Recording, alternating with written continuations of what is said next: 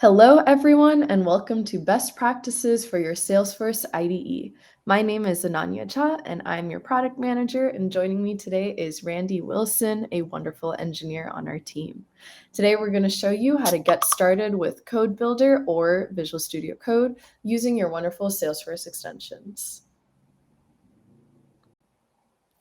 Okay, and so like every Salesforce presentation, please make sure that you make all of your purchasing decisions based off of publicly available information.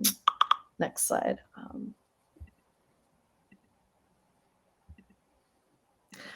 So today we're going to start off by telling you a little bit about what exactly your Salesforce IDE is and how you can access it.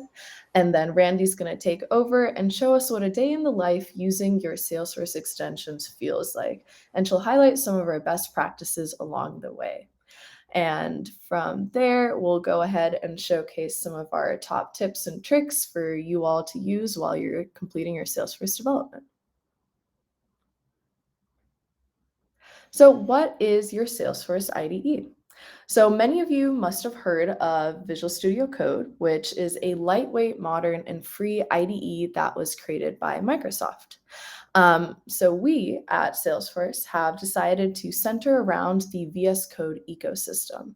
For us, it's awesome because VS Code itself is platform agnostic, which means you can run it on any platform from Windows, Linux, and Mac, and it's open source. So you can actually go jump onto GitHub and see the code powering our IDE. Now, one of the main reasons we like VS Code is because of how customizable it is. With VS Code, you have access to an extension marketplace, and that marketplace allows you to download extensions to customize your development experience. And that is where Salesforce has decided to create our Salesforce extensions. So the Salesforce extensions, you can jump into VS Code or even Code Builder and get access to all of our Salesforce specific features. So with our Salesforce extensions, we give you access to powerful language service features by allowing you to get access to things like autocomplete, go-to definition, and IntelliSense for your Salesforce languages like LWC, Apex, SOQL, and more. The other area that we promote with our Salesforce extensions is giving you the ability to complete some of those more Salesforce specific actions like deploying, retrieving, managing your metadata, authorizing against your org, and other areas like that.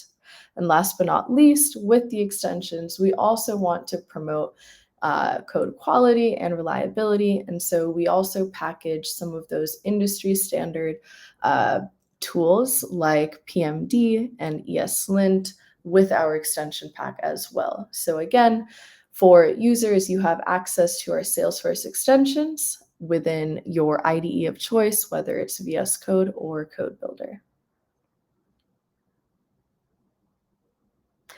And so again, you get access to all of this great functionality in your local environment, Visual Studio Code, and now you can access it from Code Builder as well. So Code Builder gives you access to all of this in a browser-based environment. So if we go into the next slide, Code Builder is currently in open beta, and we are slated to go GA sometime later this year. With Code Builder, you have access to all of the great things that we just highlighted with the Salesforce extensions, along with the Salesforce CLI, right there ready to go inside of your browser. So as a developer, you just have to jump into your org and click one button to be launched into an environment that's already been set up with our extensions and CLI for you.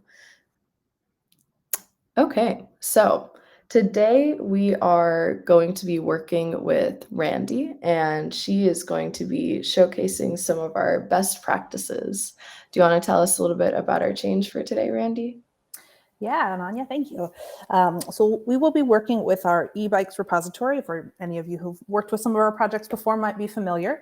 And we've got a few acceptance criteria to get started with.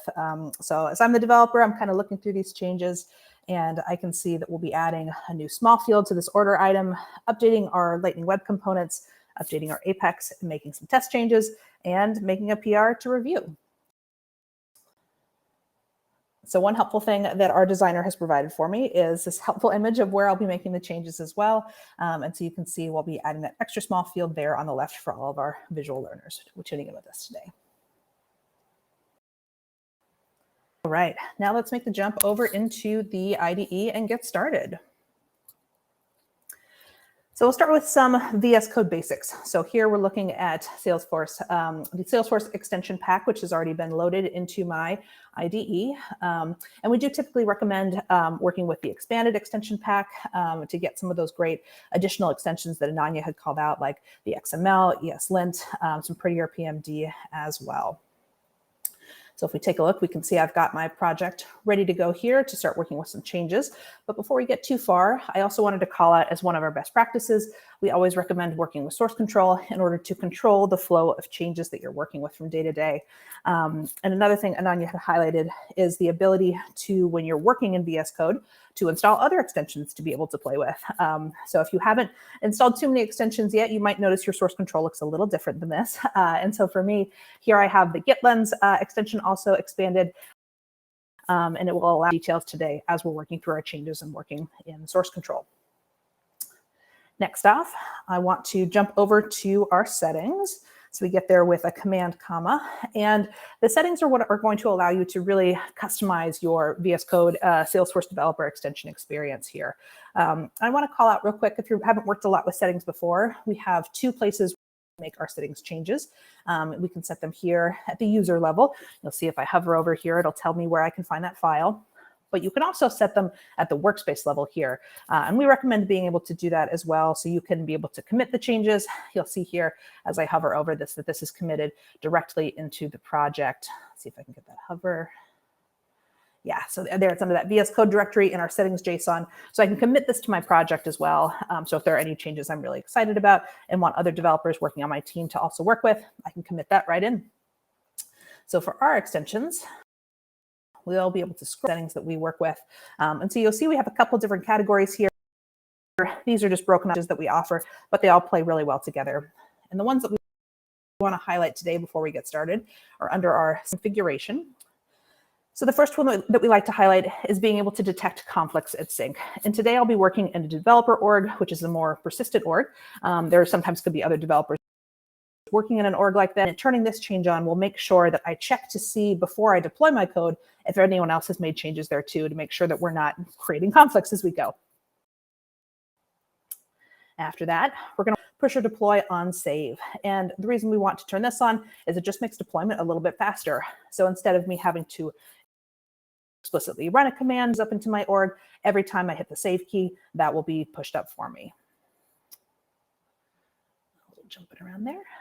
And one last setting I want to call out, which we won't be working with as directly today, but is a feature we're pretty excited about, is being able to work with our push or deploy on save option.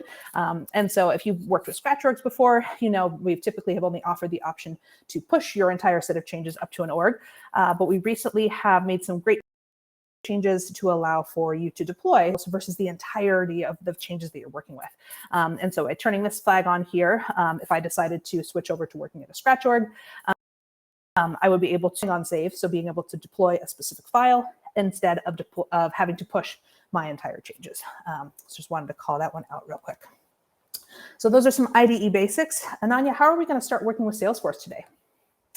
That is a great question. So usually one of the first things that you want to do when you're getting started with working with your Salesforce extensions is you want to authorize your org. So my favorite way to go about doing that is using our org picker. So in the bottom of your status bar, you can see that we have our no default org set button. Here, if you click on it, you get a view that allows you to then see all the different orgs you may have previously authorized into. And in our case, since we haven't done one yet, you can even take an action to then go ahead and establish one of those connections. So you can go ahead and authorize against an org, a dev hub, or even create a default Scratch org using this org picker functionality. And again, this is usually that first step that you want to take once you're getting started with your Salesforce development in the IDE. Exactly. So we will start with authorizing an org. Got a good production environment, and we will call this our e-bike. And so as we run this command, This will then open up a new window for us. And I've got some usernames I've been working with recently, and because authorization information already stored in my browser, that then runs back into my org and sets that eBikes org to be my default. And so I've already deployed my changes up here, but we want to take a look at what those, the source code here is going to look like.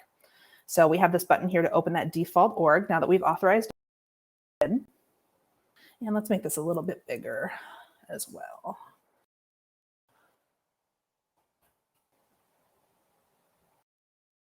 All right. And so from here, to get to our eBikes org, we will use our app and go to our eBike setup.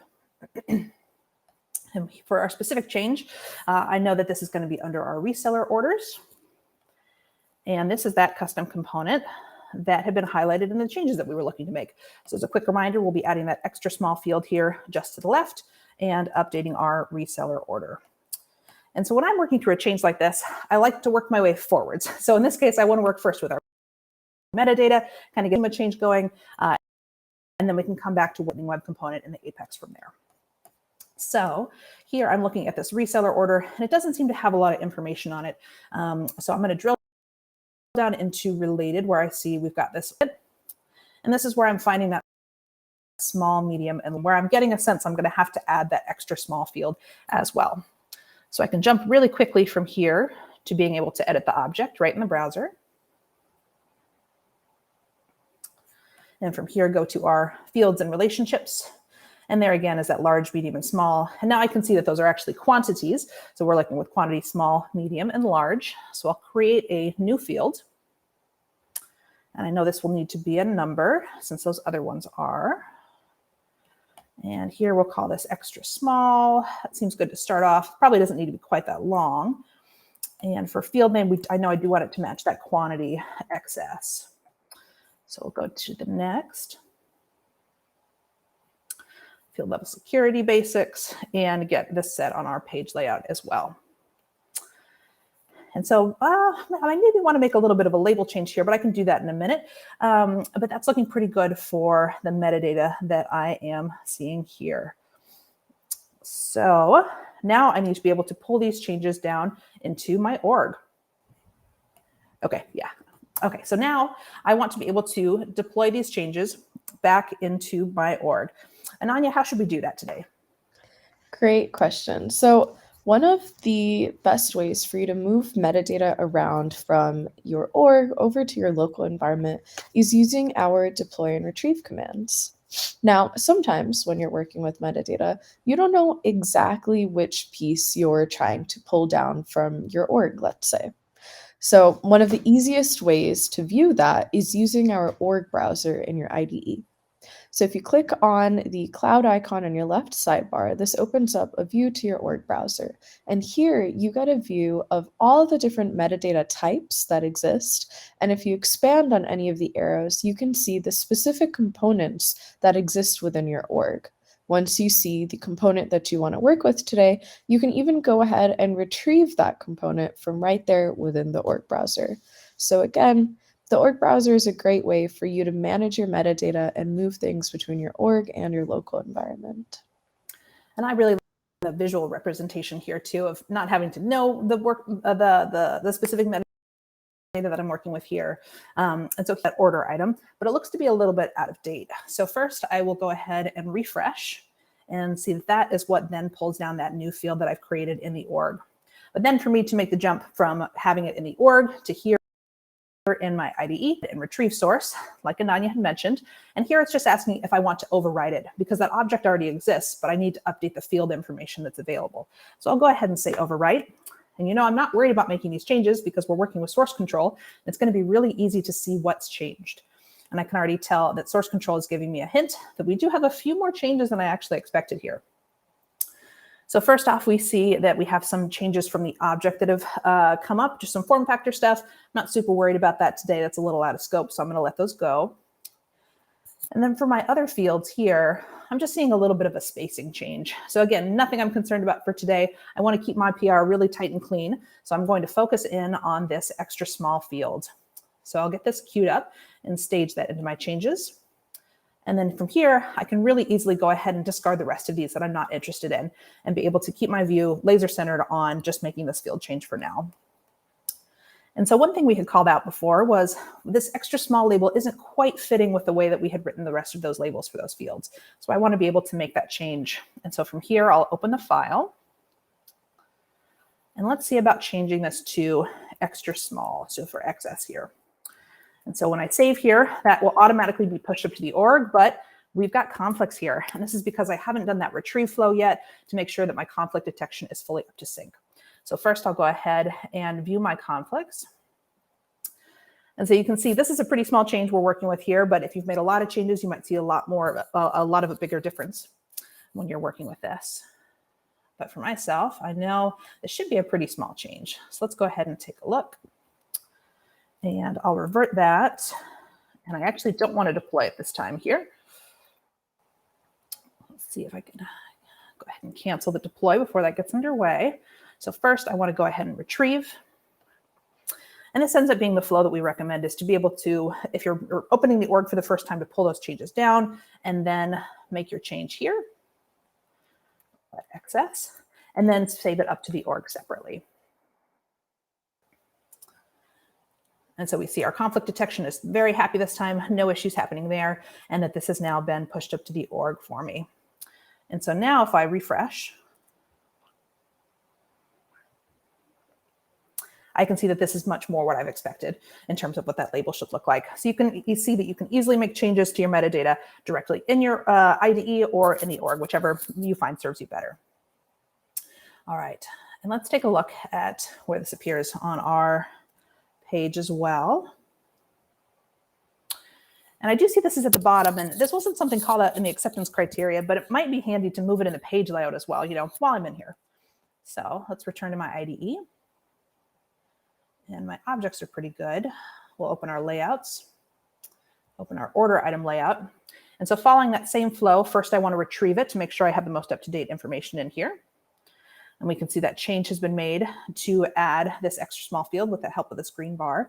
And now I want to move this item to the top of the layout, just so it sort of makes sense to the order that we're using for our layout here. All right, and I've saved that, pushed it up to the org. Can refresh and see that looks pretty good. I'll add some test data while I'm in here though, just because that'll make things a little more interesting while we're reviewing our changes later. All right, and then otherwise this feels pretty good for my metadata changes. At least it gives me a start to go ahead and start working with and be able to make changes to my web component and my Apex as we go. So now I can return to my source control and close out the different fields I've got here. And so I'm good with these changes and good with these changes as well. And so now I want to be able to create a new branch to be able to keep track of these changes as I'm making them. Again, wanting to be very clear the changes that I've made and the changes that need to be reviewed, code review process. So from here, I can go ahead and create a new branch, and we'll call this Randy, add access to reseller. We'll create a branch and switch to it. You can do all this from the command line as well, but if you're also comfortable working directly in the IDE, it's handy to have a little bit of a UI help here. And since these changes have already been staged, I can go ahead and add this as a feature, and we'll say add access to order item. Call this access field to order item, and commit those. And so here we have started our metadata, and now we can go ahead and move along with our clean slate for source control and take a look at something else. So Ananya, what do you think we should jump to now? This feels like a great time for us to get started with our Lightning Web Components. Cool, I love it. So let's jump back to where we saw that Lightning Web Component here. Go back. And so here's our component. And so if I am new to this project, or I'm working on a really large project in a different part of a repository that I'm not really familiar with, I might not know offhand exactly which component I should be making changes to. And so there's a couple different ways to find that information. I could, ask one of my coworkers, but one way that I really like to get to that information super fast is to right-click and inspect. And a view for this will probably be a little small here, but you'll notice here that we're seeing this annotation here of the C- order builder. And that C dash is going to be that custom web component that we're using underneath it as our Lightning Web Components here. So I know where I'm going to want to jump into down a little bit further and see that we're getting a child there as well, which is that order item tile. So those are the titles of the web components that I'm going to be looking for in my IDE. So now I can jump back and let's pull up our search functionality. So we'll pull up our command palette. We've got Command-Shift-P to open that up on Mac here. And from here, I can go ahead and search for, so here we have our command view specifically. So if I was looking for a specific command, I could filter by SFDX. But to get to our search view, we just backspace and we're able to search files by name. So now I know that I am looking for my order builder. And let's start here with our first one that comes up. And you'll see that we also focus in on the full component bundle here on the left-hand side. And so as I'm looking at my order builder, I'm seeing probably some changes I'm going to have to make here. I'm seeing that quantity small, medium, and large. So I'm going to want to add the extra small there. And if I look at our HTML, we can kind of get an overview for what this component looks like on the front end. So we're seeing that order total, our total items, and that child component nested here as well. So let's start making some changes. So first, let's go ahead and create our extra small field as well. So I can go ahead and duplicate that real fast with Command D. We'll call this quantity X small fields and quantity. Now I can search for other references where I'm going to have to add that as well. Just kind of save myself some legwork. And so I can see this is being used in that get quantity function. So I'll add that as well to make this change. And so one thing I want to call out, Anya had highlighted that we have a couple language servers here that are at work in the extensions when you're doing your development. And so one thing here is we're seeing that we have our Lightning language server, which is activated since we're looking at our Lightning Web Component. And from here, we offer that hover functionality or go to definition. So if I wanted to say, oh, is this like a custom function that I need to make changes to so it's okay with the extra small field, I could right click this and go to that definition and just sort of be assured that it's like, oh, well, this is actually where we're going to be using some Apex, and I don't actually need to make any changes here. So we can jump back there. And from here, be pretty happy with that change. So we'll go ahead and save.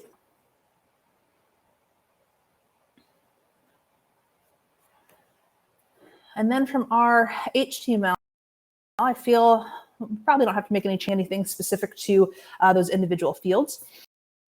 But I jump directly to this order item tile.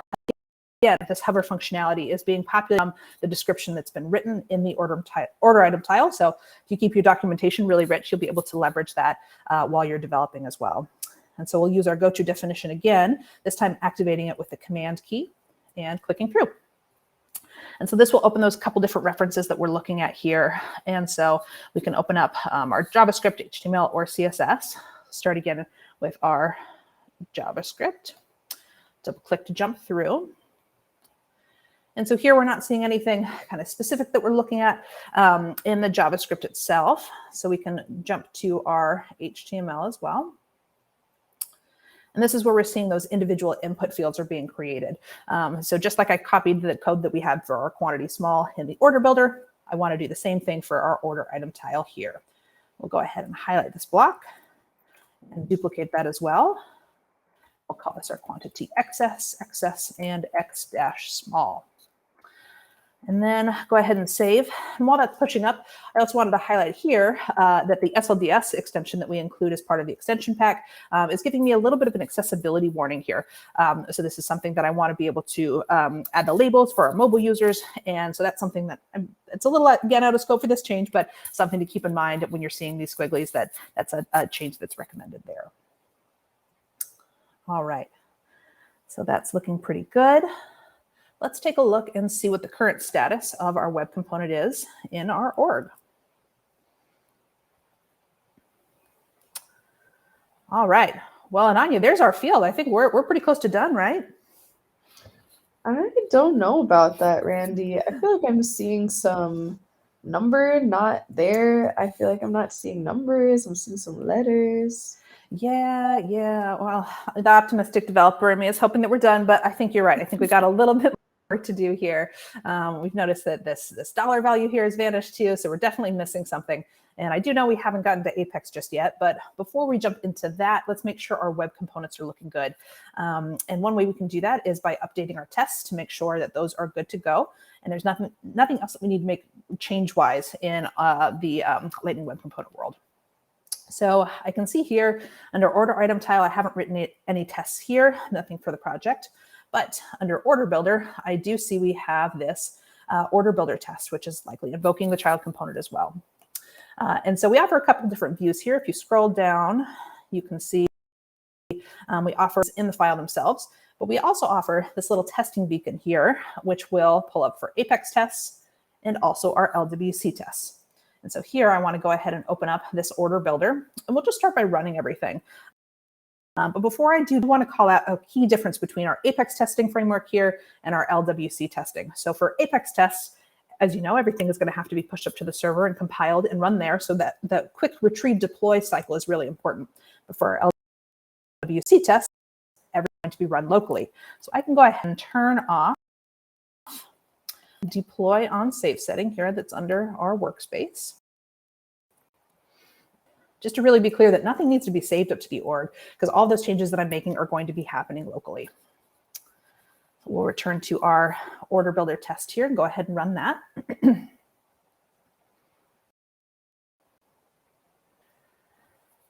And we see right off the bat that we've got a couple of test failures. And so I can scroll up to my terminal and see there is that same not a number error that I was seeing in the UI. So let's see if anything is different. Not a number, also not a number. And so let's debug into this test as a sort of extra level of working through and troubleshooting here. Rather than just running the test and seeing that I have the failure, it would be really great to set some breakpoints, which I can do here directly in the IDE. And I'll set one as well down where I know that failure to be. So we can see here that that failure is happening at line 77. Also, more interestingly, I can set these breakpoints not just in this test file, but where I know that I had made those changes in that JavaScript as well. So here we'll jump into our, close our order item tile and take a look at our order builder. And I know that I had made this change on line 37 since I've got this helpful difference view here. And let's see where get quantity is also used within this file. And I can go ahead and set a breakpoint there as well. So if I wanted to run this test again, I could, or I can go ahead and debug this individual test case. And so that'll start up for me. And again, all of this is running locally, so we're not having to run it on the server. You can be able to do some offline work as well, which is really handy. And then here I have stepped into our code. And so you'll see the really handy thing is as we're working through this, you'll notice that our local variables are updated as well. And so as I'm able to step through this, step into these different breakpoints, we're already finding that we're getting really rich, helpful information, that we're getting this return value of not a number. And we know earlier that when we had bumped into this, we were running into that level of Apex changes. And so because I've worked with web components for a little while, I probably know that at this point, we're dealing with a data issue. And we're going to have to make sure that our tests are running with the latest and greatest data, and that I have added that extra small field to be something we're working with the data as well. Also worth calling out here that as I'm able to debug, I'm able to hover over here and just get this really rich information as I'm working through these tests. So we'll go ahead and finish our run out. And actually, since I think I maybe have a sneaking suspicion for where these changes need to be made, we're looking for some Apex, and we're looking to figure out where that mock data is coming from. So here, we are going to go ahead and use our go-to definition again to find that JSON file where we are in that data out. And so here I can see that I'm definitely missing a reference to that quantity extra small. And so we'll go ahead and make the same changes here. Looks like we've got 3 objects using quantity small. We'll want to go ahead and make those same changes for the extra small. So there's our first. And we'll duplicate that, our second, and our third. Quantity extra small, and extra small. And we'll go ahead and save that. And let's go ahead and run these tests again. Back to our testing panel here. We'll run the entire suite for us. All right, so we've gotten past that not a number, and now begins the process of iterating and updating these expectations based on that new data that we have created on the back end. So first off here, look at our last test. So we had updated our total quantity, which makes sense. We're working with a slightly larger quantity of bytes now, so we would expect the total to be bigger as well. And we'll go ahead and make this jump up as well, and make this last change to our first test. Okay, run this one more time.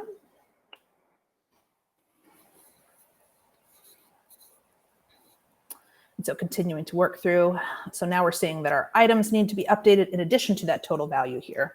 So here we've got our items previously were 9, but we added 3 more bytes. So it makes sense we're going to have to add a few more here, as well as here, and this last test here,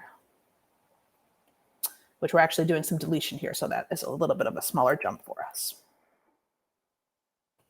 Okay, and one more time.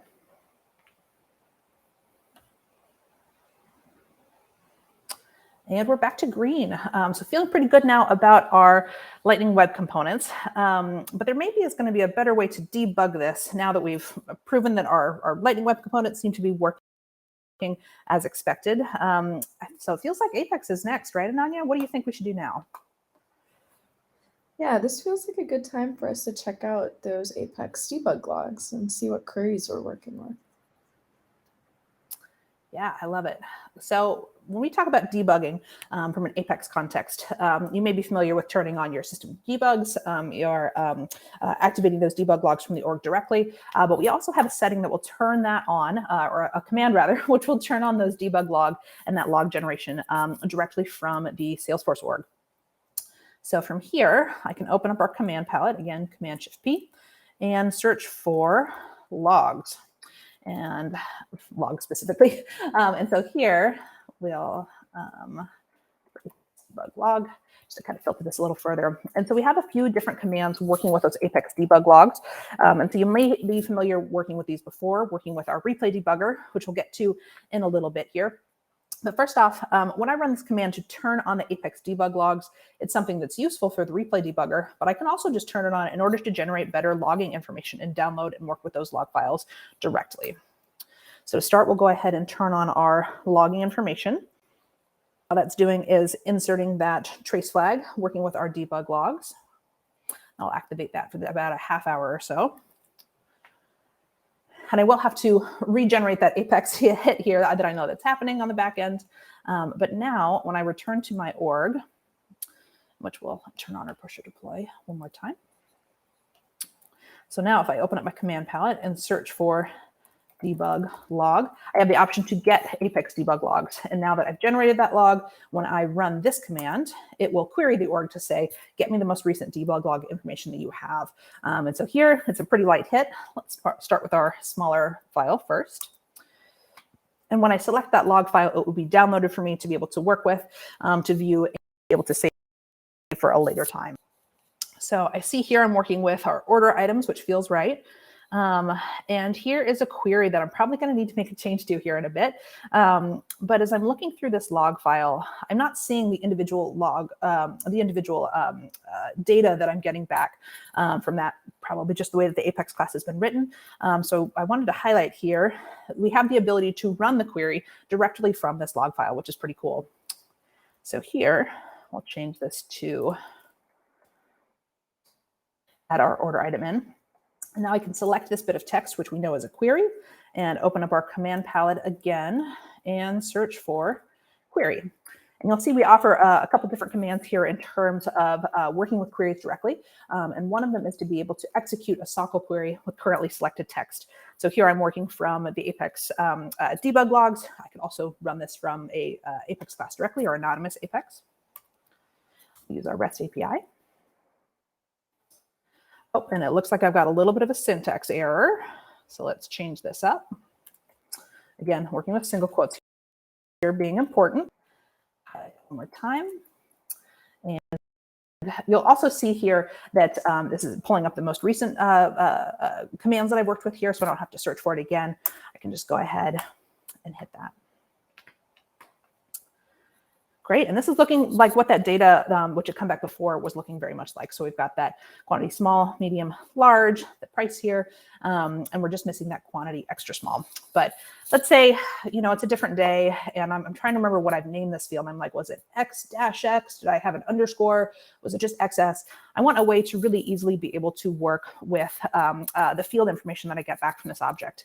And you may be comfortable working with that data from something like Workbench, but we'd like to highlight today another tool that we offer directly in the extensions, which is our query builder. And so from here, I can go ahead and start building out a query for myself. And so once I start filtering out the specific object, which I know here I'm working with our order item, you'll see that we start to build out our query that we're working with. And so as a quick jump over, I'm going to go ahead and copy this query that I know that I'm working with, and then return to this builder page. And so when I save this here, it's going to give me that option to say, oh, do you want to save this to be able to work with frequently or be able to come back to it? I think for today, I'm okay. I just wanted to call out, you can save these for posterity for later.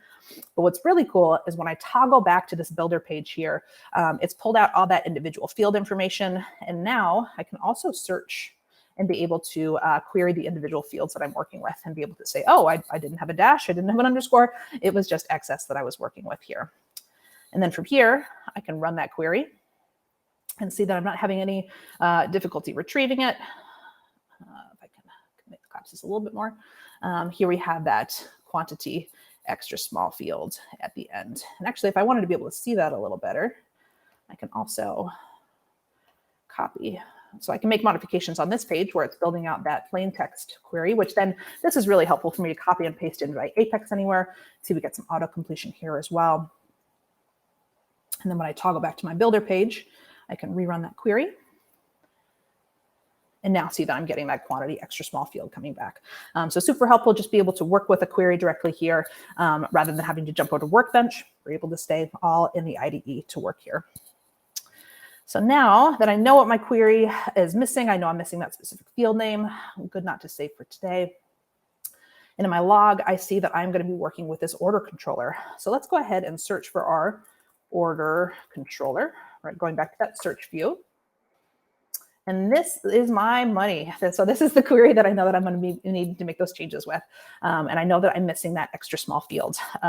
So I could just straight off the bat make the change, deploy, and we'd probably be all good here. But one best practice too we like to highlight is test-driven development. And so here we think we should make a failing test change before we get into making our code change.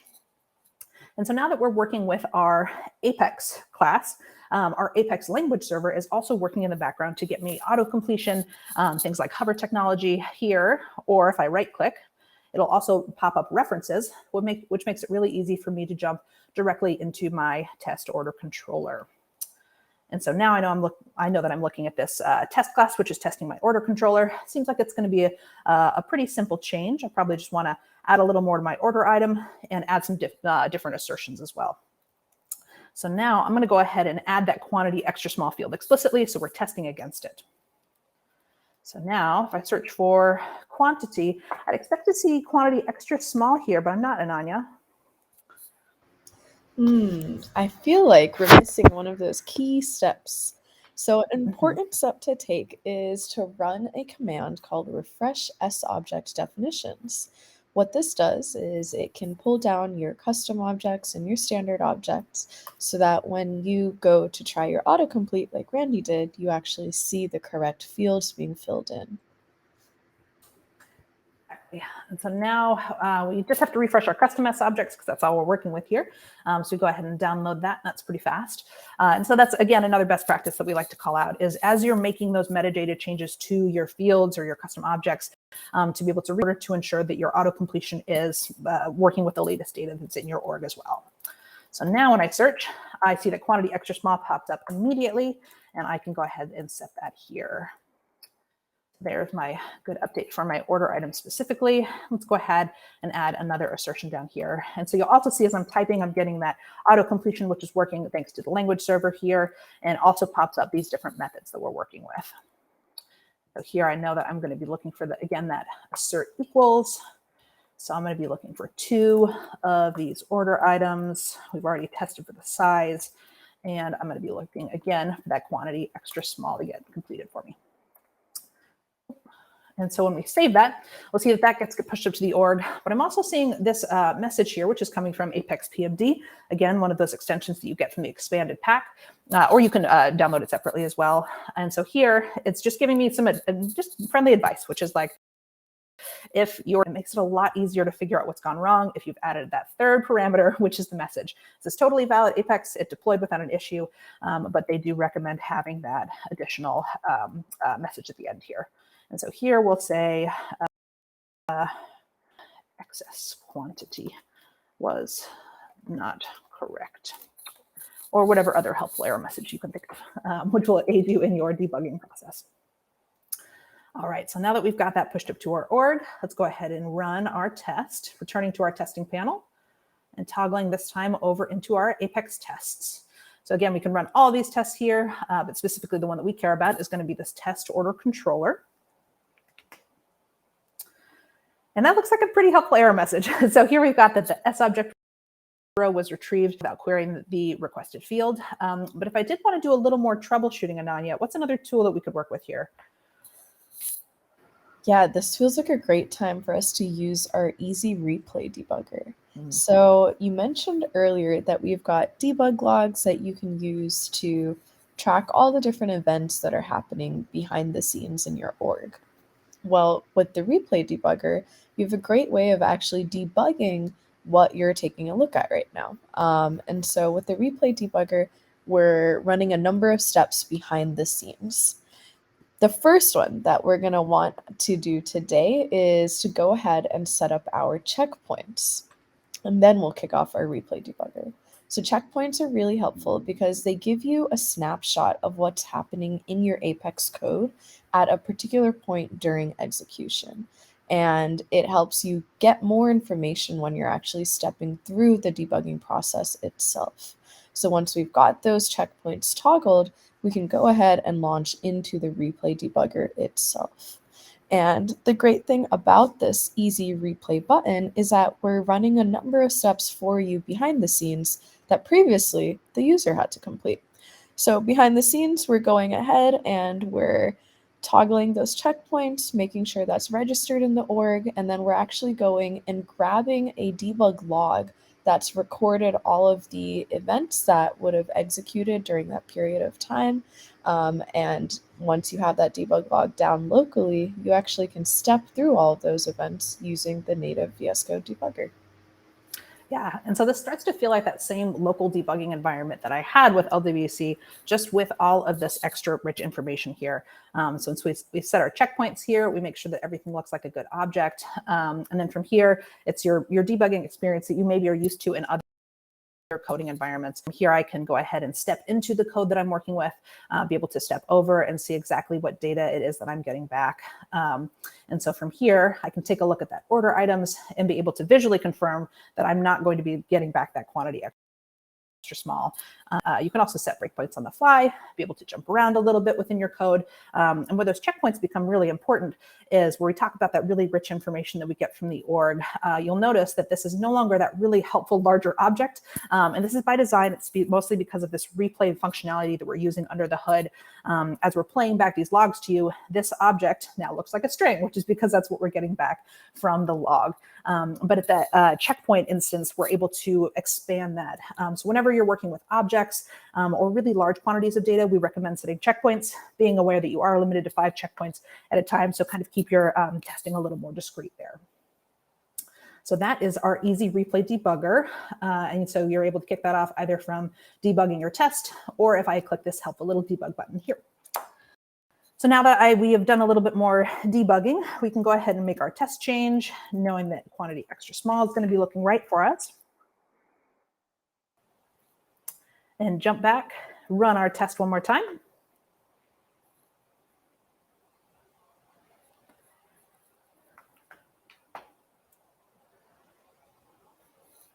And there we go. So we've done a little TDD today, made our change successfully. We've gone back to a green state. Now let's go ahead and take a look at the org and make sure that that's what we're looking for. Awesome. This looks a lot better, right, Anya? Yeah, this looks way better. Great job, Randy. Thanks. Well, there's one more thing just to call out before we finish up here, which is working with source control and committing all these changes here. So at this point, we've made changes to our Apex. We've made changes to our Lightning Web Component, to our test files as well. And now I want to go ahead and add this. And we'll say this would have been our Apex and LWC changes for reseller. And commit.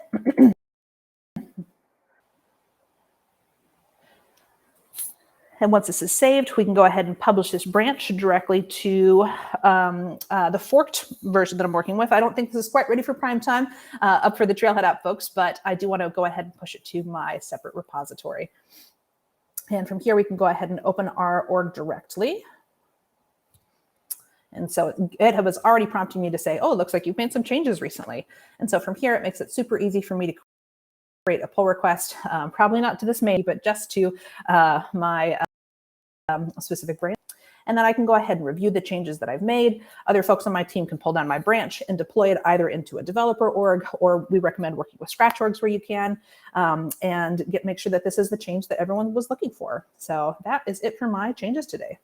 So today, Randy has showcased a number of all of those best practices that you want to keep in mind while you're doing any of your Salesforce development within your IDE. I'm going to call out a few of those right here, the ones that you want to keep in mind as you're completing your Salesforce development on a day-to-day basis. So, of course, using conflict detection is super helpful because it makes sure that you're not going to overwrite any other changes that other folks may also be working with within your org. Your org browser within your IDE is going to be your one-stop shop to actually view all of the different metadata that exists within your org and then figure out how to retrieve that down to your local environment as well. Your Apex replay debugger is going to be your handy way of actually debugging all of your code and helps simulate that live debugging environment while allowing you to use all of those native VS Code debugging tools. And last but not least, your Lightning and Apex language servers give you all of those great IntelliSense and language server capabilities, allowing you to do things like see autocomplete and navigate through your code more easily. So it's always important to keep all of these useful features in mind of your IDE as you're completing your Salesforce development. And thanks so much, Randy, for showing us how you keep some of those in mind during your day in the life. You're so welcome. Thanks for joining us.